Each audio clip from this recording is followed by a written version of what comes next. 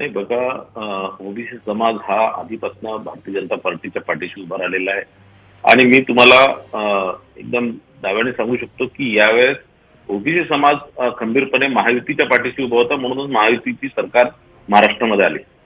पण या संदर्भात, या जी-आरच्या संदर्भात जे सन्माननीय लक्ष्मणभाऊ हाके जे बोलतात आहे की हा असंविधानिक आहे किंवा असा कोणताही जी-आर काढण्याचा अधिकार राज्य सरकारला नाही, तर या जी-आर मध्ये कोणताही असं काही असंवैधानिक कुठेही मला दिसत नाही.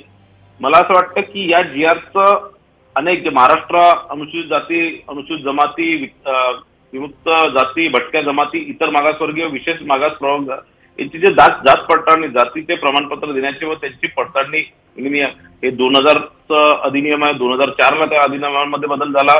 त्यानंतर 1 सप्टेंबर 2012 मध्ये त्यामध्ये बदल झाला.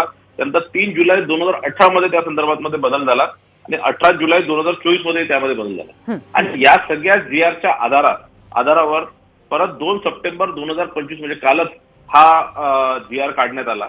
आणि याच्यात काय असं म्हटलेलं आहे बघा, याच्यात असं कुठेही म्हटलं नाही की सरसकट मराठा समाजाला ओबीसी मध्ये आरक्षण द्यावं म्हणून ओबीसीचं आरक्षण कुठेही धोक्यात नाहीये.